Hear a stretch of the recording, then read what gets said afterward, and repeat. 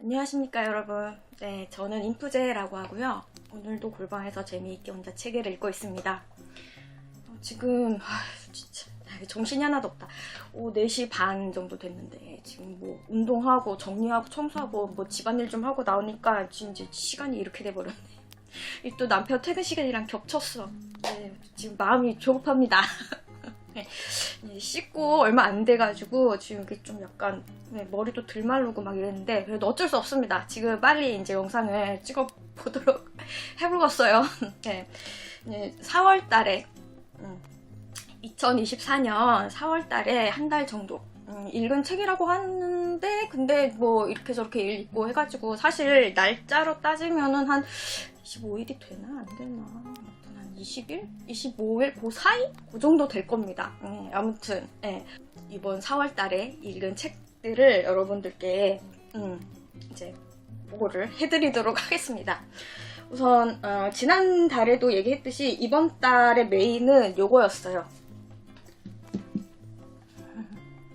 좀 잘 보여야 할 것인데 아이고 보이시죠? 네. 도스토옙스키의 카라마조프가의 형제들. 카라마조프 형제들이라고 되어 있네요. 저는 어릴 때는 카라마조프가의 형제들 이렇게 해가지고 읽었었는데 아무튼 도스토옙스키의 카라마조프의 형제들. 그리고 번역은 홍대환님 번역입니다. 이분이 그 열린 책들에서 제와벌 번역하신 분이세요. 원래 이분의 번역으로 읽을 생각은 아니었는데 이렇게 하다 보니까 열린 책들 말고 이제 좀 다른 번역으로 읽어보고 싶었어요. 그래서 찾아보니까 그 홍대환님이 번역하신 책이 요 창비에 있더라고요. 그래서 장만을 해서 읽었고요. 사실 요 까라마조프가의 형제들만 해가지고도 저는 뭐 하루 종일 떠들 수 있죠. 뭐 같이 얘기할 수 있는 친구만 있다면 그렇지만 이렇게 짧게 그냥 얘기를 하고 지나가도록 하겠습니다. 뭐 우선 뭐 대신문감독 물론 당연히 이제 까라마조프가의 형제들의 백미 가장 잘 썼다라고 여겨지는 그 부분이죠. 대신문감. 근데 그것도 그거지만 저는 이번에는 그 스메르자코프하고 그리고 이바나하고 대화하는 거. 그 스메르자코프가 그 이반한테 역시 영리한 사람하고의 대화는 얻는 게 많군요 막 했던 그 부분 있죠. 그 대화를 읽는데 참 소름이 돋았습니다. 여러분 그 스메르자코프가 그러니까 이 책에서 그러니까 제가 생각을 하기로는 얘가 사페야. 그쵸? 저는 사페를 느꼈어요. 그렇다고 소시오패스는 아닌 것 같아. 막 여자도 꼬실 줄 알잖아. 근데 얘가 사페야. 근데 사페들이 그렇게 그 다른 사람의 어떤 심리적인 그런 거를 잘 유출을 할 수가 있나? 아무튼 되게 내가 생각했던 사페랑은 얘가 좀 다른 유형인가 싶기도 하고 아무튼 그 스메르자코프가 이번에는 좀 많이 되게 희한한 인물로 나한테 다가왔어요. 그리고 그 대화 완전 소름 돋았지. 나는 그 처음에 그 이반하고 스메르자코프하고 대화할 때 그 이반이 그러니까 이 도스토옙스키는 자꾸 이반이 왠지 몰랐다. 왠지 모르게 기분이 나빴다. 왠지 기분이 나빴어. 왠지 제가 뭔가를 아는 듯하게 느껴지는 게 나는 기분이 나빴어. 자기는 계속 모른다고 얘기를 하거든? 근데 진짜 몰랐을까 싶어요. 얘는 다 알면서 모른 척 하는 거 아니었을까. 또 괜히 나 혼자 이렇게 생각을 해보기도 했고 그렇게 생각하니까 이 대화가 정말 소름 돋는 거야. 얘들은 전혀 다른 말을 하는데 그 안의 내용은 얘들이 실제로 주고받고 있는 내용은 이 텍스트와는 전혀 다른 내용이었던 거지. 그러니까 내가 유추하기로는 이건 얘 알고 있었을걸? 그래서 지금 이 스메르자코프도 다 내가 이렇게 할 건데 너도 도망가라. 너도 알리바이를 만들어라고 제안을 하는 거고 그 다음날 이반이 그 아버지 제안을 받아들여서 떠나잖아요. 그거를 얘기할 때 이제 스메르자코프가 그걸 얘기한단 말이야. 너 역시 똑똑한 사람하고는 대화가 잘 통해. 이러고 얘기하는 게 그게 이반이 허락을 한 거지. 네 생각에 나도 동의해. 그래서 나 네 말대로 알리바이 만들어 간다. 이렇게. 나는 그렇게 읽혔거든요. 여러분들은 어떻게 읽으셨는지 궁금하고 특히나 이 까라마조프가 형제들을 읽을 때 제가 제일 거시기 한 것은, 여러분은 이제 이 까라마조프가 형제들의 아들이 이제 주인공격인 아들이 3명이 있잖아요. 그쵸? 뭐 스멜자코프까지 하면 4명. 그죠? 드미트리, 이반, 알렉세이, 알료샤. 여러분은 이 3 캐릭터 중에서 어디에 제일 공감이 되세요? 나는 일단 나의 성향상 드미트리한테는 절대 공감을 할 수가 없어. 도대체 나는 얘가 왜 이러는지, 그러니까 이게 그래 뭐 논리적으로 이해는 할 수 있지. 그래 뭐 그래. 근데 얘처럼은 안 될 것 같고, 그리고 도스토옙스키가 제안하는 그 가장 이상적인, 그래서 주인공일 수밖에 없는 알료샤도 물론 알료샤처럼 되고 싶지. 심지어 얘는 아직 여기서 성장형이잖아요. 그쵸? 아직도 완벽한 주인공이 아니잖아요. 근데 아무튼 알료샤처럼 살고 되고는 싶지만 그러기에는 나는 너무 생각이 많아. 알료샤처럼 진짜 기적 없이도 신을 믿을 수 있는가? 올바른 도덕을 가지고 살 수 있는가? 그러기엔 나는 너무 생각이 많고, 나는 요 이반 캐릭터에 제일 동감이 많이 되고 그랬던 것 같아요. 나는 또 생각이 많고, 또 내가 이 도스토옙스키나 톨스토이 같은 이제 작가를 좋아하는 이유도 이제 좀 아무래도 내가 이제 종교가 있으니까 좀 거기에 몰입하기가 좀 편했어요. 그래서 그런 것도 있는데, 이 뭐 종교적으로 얘기를 하자면 한도 끝도 없이 얘기를 할 수가 있는데, 나는 이 이반의 입장에서 생각을 많이 해보게 돼요. 그쵸? 이 도스토옙스키는 이반을 아주, 이 까라마조프가 형제들을 읽어보면 이반을 굉장히 못마땅한 캐릭터로 생각했었던 것 같아. 쓸 때 그렇게 썼던 것 같아. 나는 그렇게 느껴지거든요. 그래서 이반 너는 아주 그냥 그러니까 거의 그 이반이 아버지인 표도르를 제일 많이 닮은 캐릭터로 그렇게 그려놨잖아요. 근데 나는 내가 이반에 제일 공감이 많이 됐으니까, 그쵸? 그럼 도스토옙스키가 보기에 나는 쓰레기인 거지. 그쵸? 이반이 무신론자인데, 그러니까 하나님을 믿어. 하나님이 있다는 거, 하나님이 존재한다는 거를 그래 인정해. 근데 나는 그의 통치가 너무 마음에 안 들어. 그가 도대체 왜 이 세상을 이딴 식으로 통치를 하는지, 이렇게 다루는지, 왜 선한 사람들이 그렇게 해상되고 악한 사람들은 그렇게 만사형통하는지, 나는 그런 통치 방식이 너무 마음에 안 들어. 하나님이 있다라는 건 인정하지만 나는 그를 받아들이지 않겠어. 이런 입장인 거거든요. 근데 뭐 나는 그런 입장까지는 아니지만 하나님이 있다는 건 알겠어. 그러나 그의 통치 방식이 너무 아이러니하다. 그까지는 이반한테 공감을 해요. 동의를 해요. 그래서 신앙적인 고민을 굉장히 많이 하거든. 이 종교를 가지고 있다. 특히 내가 기독교다. 그런 분들은 이반에 많이 공감을 하지 않을까. 나만 이렇게 생각이 많은 건가 싶기도 해요. 그래서 이번에도 까라마조프가 형제들을 읽으면서도 역시 나는 이반이야. 알료샤가 되기에는 아직 나는 그 종교적으로도 그렇고 도덕적으로도 많이 내공이 부족하다. 그런 생각이 드는 독서였고요. 난 그건 너무 궁금해. 여러분들은 이 3 캐릭터 중에 어느 캐릭터에 가장 공감이 가시는지. 저는 그게 가장 궁금하네요. 그렇습니다. 그래서 까라마조프가 형제들을 읽긴 읽었고요. 그리고 나서 이제 여러분들께, 사실 까라마조프가 형제들을 읽기 전에 먼저 이 책을 읽었어요. 노랑무늬 영원. 노랑무늬 영원은 제가 독후감 형식으로 해서 여러분들께 이렇게 올려드렸고, 강력 추천을 하는 책이다.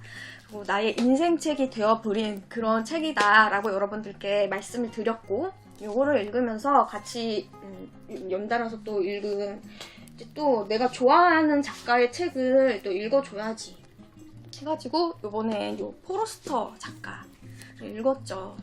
그래서 제가 여러분들께 포로스터 작가를 읽으면서 이런 거 여러분들께 한번 말씀드려 봤으면 좋겠다 싶은 거를 생각을 해서 그 입문할 때 여러분들이 어떤 책이 좋을지, 이 책은 좀 별로 비추천한다 뭐 이런 것들을 이렇게 저 나름대로는 간략하게 그게 간략한 거야. 간략하게 해가지고 올려드렸고, 그래서 이 책을 읽었는데, 원래는 내가 이제 작년에 나온 신상을 읽으려고 했어요. 432. 네, 그거를 읽고 싶었는데, 요게 이제 또 복습이 땡기더라고요. 나는 요 얘기를 했는지 모르겠는데 4월달이 되면 이 노란색이 너무 땡겨. 왠지 모르겠어요. 그래서 사실 이것도 제목이 노랑무늬 영혼이라서 사실은 읽은 거고, 이것도 표지가 또 노랑무늬잖아요. 노랑색이잖아. 그래가지고 그 431의 표지보다 이게 너무 땡겼어요. 그래가지고 이번에 요거를 그냥 복습을 하자 이러고 읽었는데, 그 431도 언젠간 읽을 겁니다. 네, 읽을 건데, 그래서 이번에 선택을 한 책은 이 노란 표지가 있는 폴 오스터 작가님의 거대한 괴물과 브루클린 풍자극이라는 책입니다. 이 두 권을 읽었는데, 제가 먼저 이 브루클린 풍자극을 읽었거든요. 그래서 이거를 먼저 읽고 거대한 괴물을 읽으니까 요 거대한 괴물이 브루클린 풍자극보다는 조금 지루한 느낌이 있었습니다.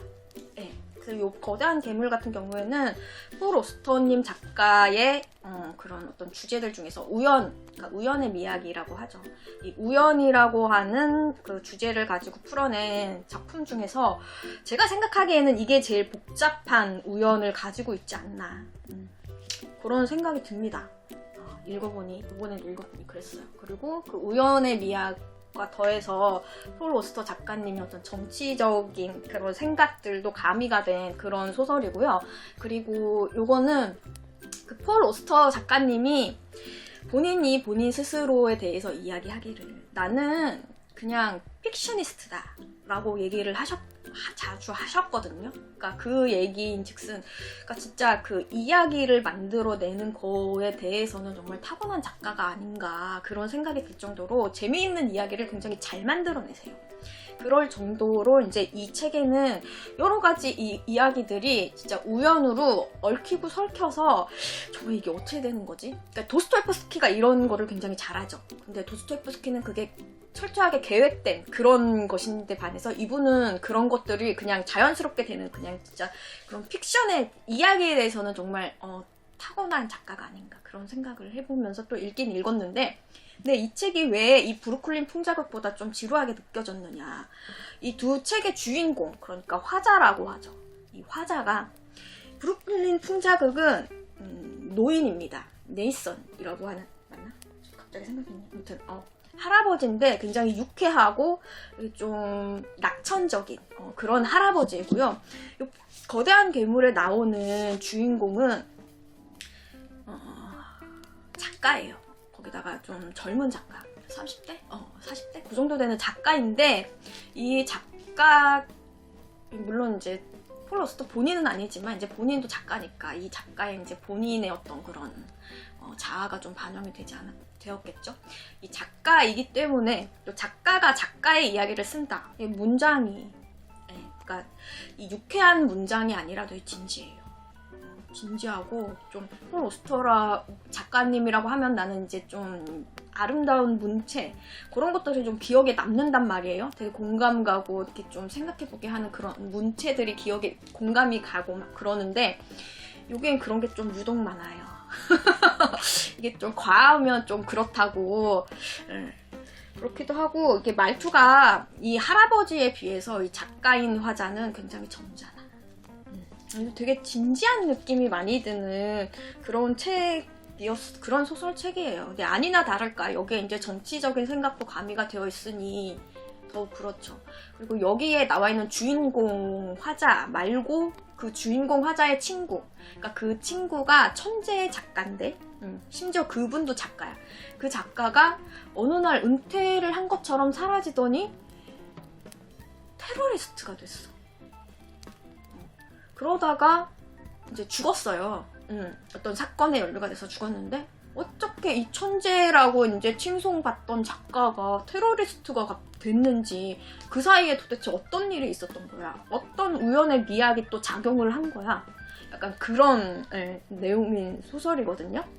그래서 이게 그런 어떤 과정들이, 그러니까 그 이야기에 대한 폴 오스터의 기교가 아주 그냥 가장 정점을 이룬, 온갖 자기가 할 수 있는 기교는 다 부려본 그런 소설책이지 않나. 근데 나는 이거보다 그 우연의 미학이나 그 다음, 이거 다음에 쓴 환상의 책, 그런 것들이 더 좀 이해하기가 편하고, 이거는 너무 그 픽셔니스트의 기교를 좀 많이 부린 것 같은 그런 생각이 들었던 그런 소설이었고, 그리고 이 책은 그 재미있는 할아버지, 그러니까 유쾌하고 낙천적인 할아버지 주변에 인생 하자들이 살아가는 이야기들이에요. 그래서 나 이 책은 여러분들한테 한번 추천을 해드리고 싶은 게, 내가 요거를 노랑무늬 영원을 읽었잖아요. 그쵸? 이 노랑무늬 영원을 읽으면서 여기에 각각의 단편에 나오는 그 주인공들이 다 인생 하자란 말이야. 이 책은 좀 어둡고 우울한 면이 많아요. 근데 이거를 읽고 요 브루클린 풍자극을 한번 읽어보시라고, 이렇게 연결해서 한번 읽어보세요. 여기 이제 이 인생 하자들이 다 모여있어. 이 주인공의 조카들도 다 인생 하자들입니다. 여기서는 그 인생 하자들이 어떠한 그러니까 사건을 헤쳐가는, 절대 내 인생에서 그러니까 우리 삶에서 영웅이라고 할 수 없고 잘난 사람이라고 할 수 없는 사람들이, 그 인생 하자들이 어찌 해가지고 세상을 살아가고 또 어려움을 헤쳐가고, 그러면서도 그렇게 그냥 그렇게 살아가는, 그냥 우리 평범한 우리 사람들의 모습, 평범하지도 않아, 어쩌면 이제 인생 하자들의 그런 모습들이 여기에 그려져 있는데, 이 과정들이 폴 오스터 특유의 그 우연의 미학과 그런 폴 오스터의 그 인생관과 합쳐져서 굉장히 좀 재미있고 유쾌하게, 그러면서도 다이나믹하게 그렇게 그려져 있는 책입니다. 그러니까 이거 재미있을 거예요. 그래서 이 노랑무늬 영원을 읽고 그거의 연장선으로 한번 폴 오스터의 브루클린 풍자극을 읽어보시기 바랍니다. 그러면 이제 그 인생관이 이렇게 좀 연결되는 그런 느낌을 받을 수 있을 거예요. 저는 인생책입니다. 여기저기 이번에 이거 영상을 찍으려고 찾아보니까 이 거대한 괴물이 자기의 인생책이라고 하시는 분들도 몇 분 계시더라고요. 아무튼 그만큼 이 책도 좋은 책이에요. 재미있었는데 저는 이번에 읽을 때는 이 순서의 차이에 따라서 조금 지루했다. 이렇게 해가지고 3권을 멈추고요. 그 다음에 이제 또 요 까라마조프가의 형제들 사이사이에 이제 저는 한국 문학을 또 읽어주잖아요. 그렇게 해서 이렇게 이제 요번에 읽은 한국 문학이 이렇게 노랑무늬 영원, 요것도 한국 문학이네요. 요거까지 해가지고 이렇게 4권 이렇게 되는구나. 이 노랑무늬 영원을 포함해서 요 유병의 숲과 아직 멀었다는 말, 요거는 권여선 작가님의 작품이고요. 요거는 이렇게 3권은 다 단편집입니다. 또 이제 짤막짤막하게 단편 이렇게 읽는 거 좋아하잖아요. 단편집을 읽었고, 그리고 요거는 은희경 작가님의 새해 선물. 저는 요거 그 문학동네 세계문학 전집에 들어있는 버전으로 요거는 읽었어요. 이렇게 해가지고 한국 문학을 3권, 4권 이렇게 총 4권을 읽었는데, 제가 이 유병의 숲은 독후감 올렸죠. 아주 강한 맛의 그런 소설이다. 그리고 나서 이제 권여선님의 작품을 읽었는데, 제가 이거를 이 책이 신상일 때 산 거예요. 이게 2020년? 네, 그럴 때입니다. 그때 이게 가격도 그때 가격으로 장만한 거지.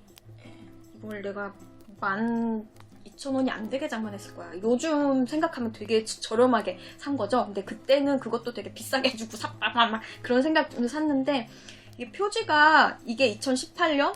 이게 2020년? 그러니까 요때는, 요새도 그런가? 요런 이렇게 사진 형태로 이렇게 표지가 나오는 게 좀 유행이었는지 요맘때 산 책들이 다 약간 이런 식이더라고요. 2020년, 2021년 막 이럴 때 산 책이 다 이런 식이었어.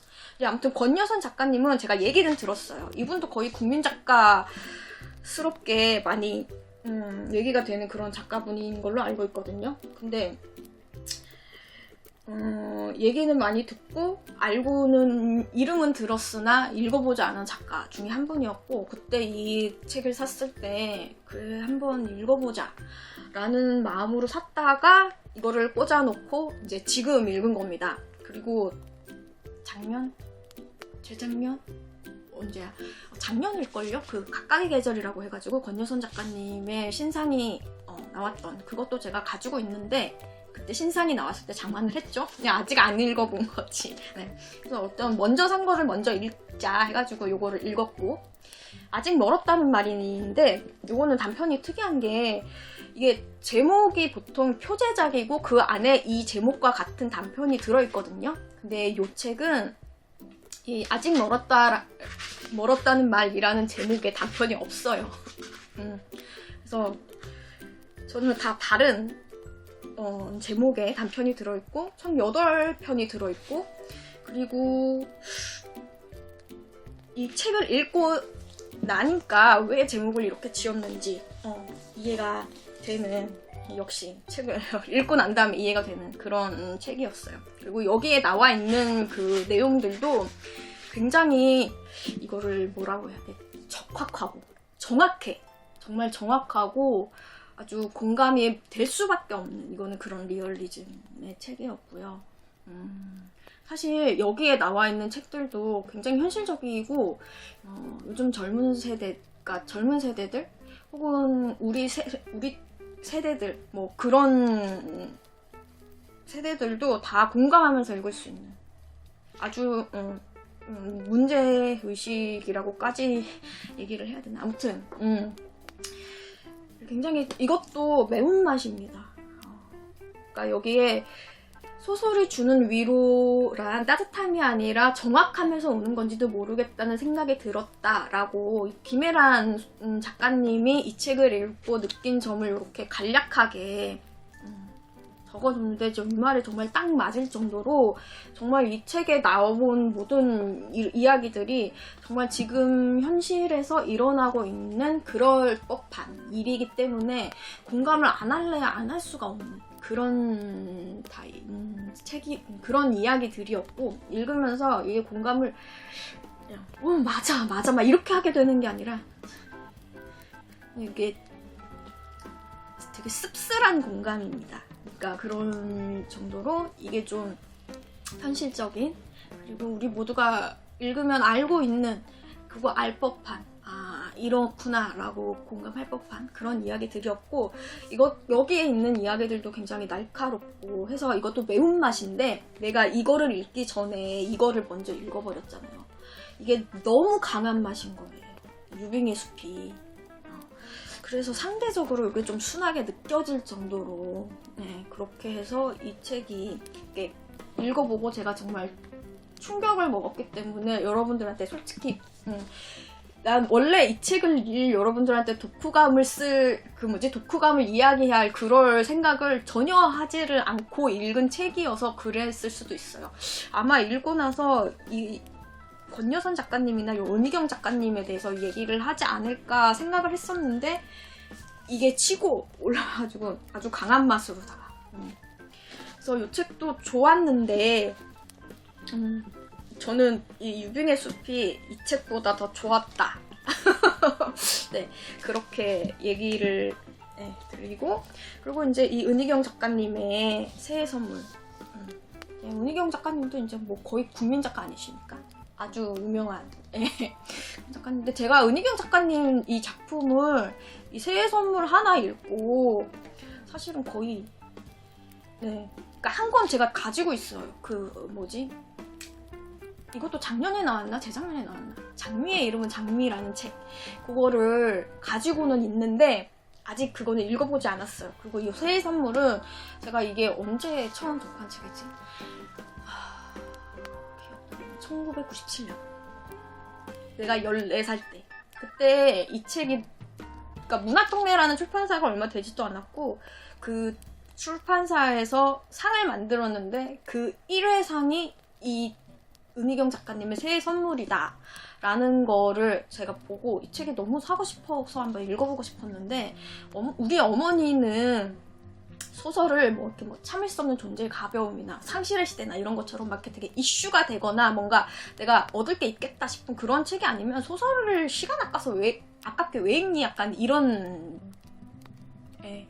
그런 분이세요. 그래가지고 내가 이 책을 사서 읽어보고 싶다고 했을 때 당연히 어머니가 안 사주죠.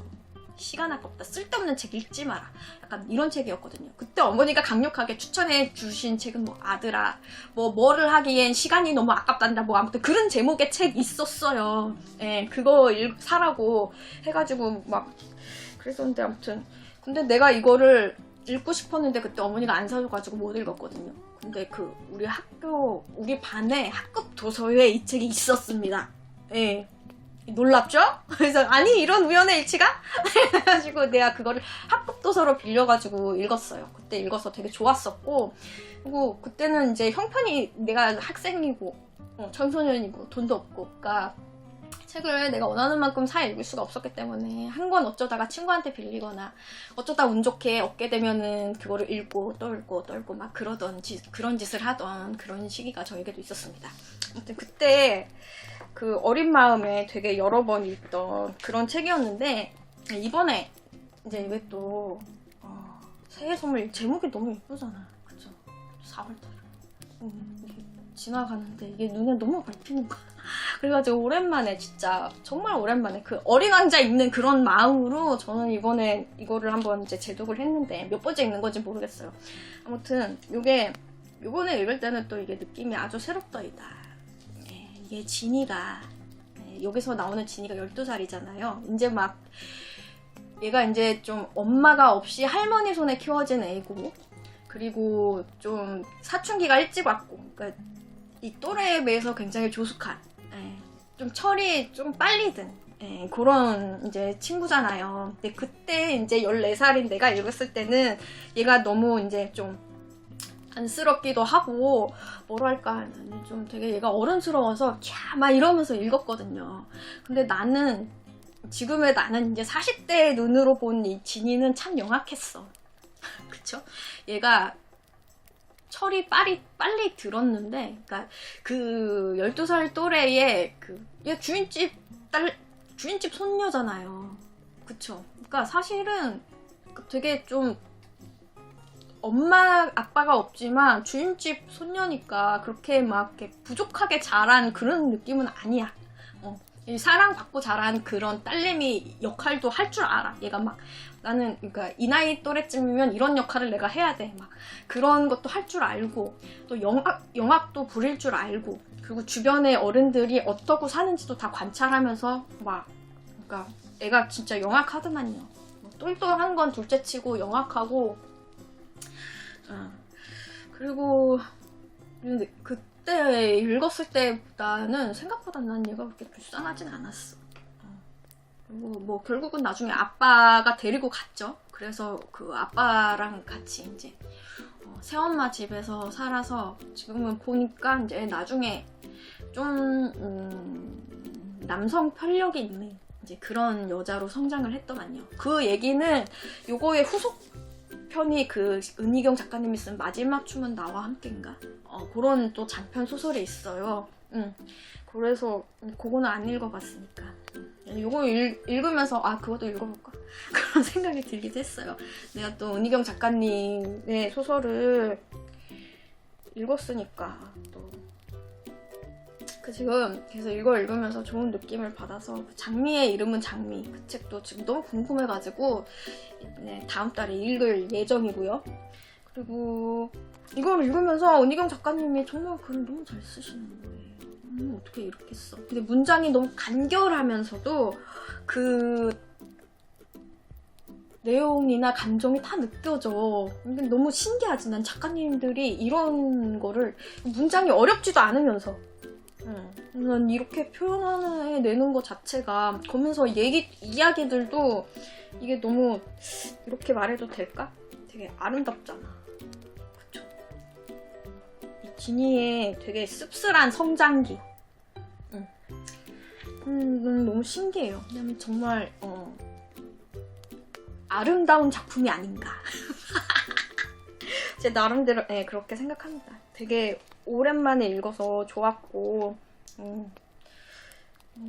요새 이제 한국 작가님들 제가 이제 좀 읽어보려고 했던 그런 작가님들 중에 이제 요즘 작가님들 말고 이제는 없었는데 은희경 작가님을 한번 읽어볼까라는 생각이 들고요.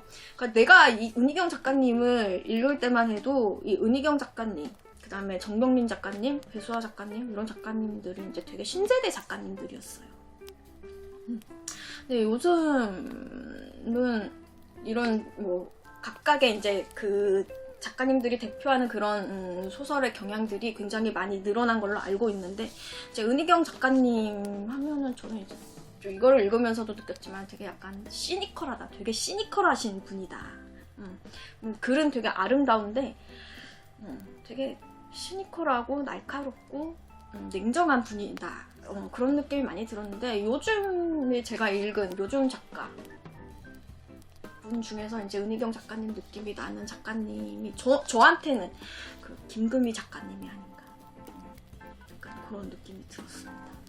그래서 김금희 작가님도 호기심이 되게 많이 가지고 있는 그런 작가분이거든요.